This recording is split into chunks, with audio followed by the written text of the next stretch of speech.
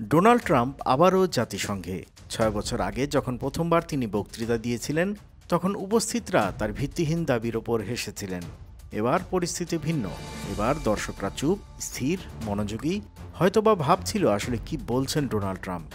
প্রেক্ষাপট ও বাস্তবতা নিয়েও হয়তোবা ভাবছিলেন, কারণ ডোনাল্ড ট্রাম্প পৃথিবীকে ঠিক কিভাবে দেখেন তা অনেকটা পরিষ্কারভাবে বোঝা গেছে জাতিসংঘে দেয়া তার সবশেষ বক্তব্যে। এটিকে বলা যায় ট্রাম্পের মতাদর্শের একেবারে অপরিশোধিত বহিঃপ্রকাশ। ১ ঘন্টার বেশি সময় ধরে ট্রাম্প বিভিন্ন বিষয় নিয়ে বক্তব্য রাখলেন। প্রথমেই তিনি নিজের সফলতার গল্প জানালেন গুনে গুনে। যুক্তরাষ্ট্রের সোনালী সময়ের কথা বললেন, এমনকি তিনি দাবি করলেন ব্যক্তিগত উদ্যোগে তিনি ৭টি যুদ্ধ থামিয়েছেন।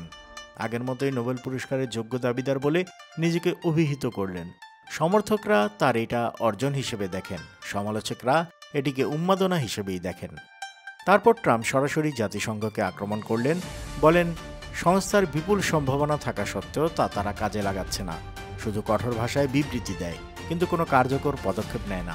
তিনি বলেন ফাঁকা বুলি কোনো যুদ্ধ থামায় না। ত্রাণ বরাদ্দ নিয়েও সমালোচনা করে বললেন জাতিসংঘের কাজ আগ্রাসন বন্ধ করা নয়, বরং ত্রাণের অর্থায়ন করা নয়।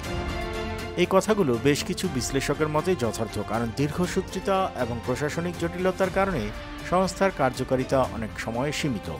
ইউরোপিয়ান দেশগুলো ট্রাম্পের সমালোচনার মুখে ছিল এবার। তিনি বলেন ইউরোপ বড় ধরনের সংকটের মুখোমুখি, অবৈধ অভিবাসন এবং বহু ব্যবহারযোগ্য জ্বালানির কারণে। এই দ্বিমুখী দৈত্য সব সম্ভাবনাকে ধ্বংস করবে, ট্রাম্প বলেন।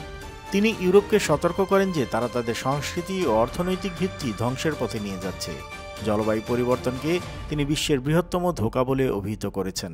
আর এসব উল্লেখ করে ট্রাম্পের ভাষণে চুপ করে শুনতে থাকা ইউরোপিয়ান দেশগুলোর নেতাদের দিকে তাকিয়ে তিনি বলেন আপনাদের দেশগুলো জাহান্নামে যাচ্ছে। ভাষণের কিছুক্ষণ পর ট্রাম্প সোশ্যাল মিডিয়ায় পোস্ট করলেন। সেখানে তিনি প্রথমবারের মতো ইঙ্গিত দিলেন ইউক্রেন হয়তো দখল হওয়া এলাকা ফিরে পেতে পারে।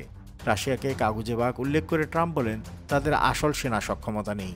কূটনীতিকদের মতে এই মন্তব্য ইঙ্গিত দেয় যে ট্রাম্প রাশিয়া ইস্যুতে তুলনামূলকভাবে সমালোচক ভূমিকা নিতে পারেন, তবে যুক্তরাষ্ট্র সরাসরি হস্তক্ষেপ করবে কিনা সে বিষয়ে স্পষ্ট কিছু বলেননি। ট্রাম্পের বক্তব্যের মূল ধারা ছিল প্রায় যুক্তরাষ্ট্রকেন্দ্রিক। তিনি বহুপাক্ষিক নীতি, বিশ্বায়ন, আন্তর্জাতিক সংস্থার সীমাবদ্ধতা এবং রাষ্ট্রের নিরাপত্তার মতো বিষয়গুলোতে নিজের অবস্থান তুলে ধরেছেন। তিনি চান শক্তিশালী দেশগুলো যেন নিজেরাই সিদ্ধান্ত নেয়, কোনো সংস্থার যৌথ সিদ্ধান্তের ওপর নির্ভর না করে। আন্তর্জাতিক পর্যবেক্ষকদের কাছে অবশ্য এমন বলাটা অবশ্যই বিতর্কিত। ৬ বছর আগে প্রথমবারের মতো বক্তৃতা শুনে অনেকেই হেসেছিলেন, এবার তারা চুপ, সুর শান্ত, কারণ ট্রাম্পের ভাষণ আরও বেশি সরাসরি এবং ঝুঁকিপূর্ণ। ট্রাম্পের এই ভাষণ কেবল সমালোচনা নয়, এটি তার বিশ্ব দর্শনের পূর্ণাঙ্গ প্রকাশ বলা যায়, যেখানে ফুটে উঠেছে যুক্তরাষ্ট্রকেন্দ্রিক বহুপাক্ষিক নীতি ও সংস্থার সীমাবদ্ধতার প্রতি সজাগ মনোভাব এবং বিশ্বায়নের বিরোধ সবই একসাথে। আন্তর্জাতিক অঙ্গনের সব খবর, আপডেট ও বিশ্লেষণ জানতে সাবস্ক্রাইব করুন বাংলা ফ্লো ইউটিউব চ্যানেল। একই সঙ্গে লাইক, কমেন্ট করে সংযুক্ত থাকুন বাংলা ফ্লো ফেসবুক, ইনস্টাগ্রাম ও টিকটকে।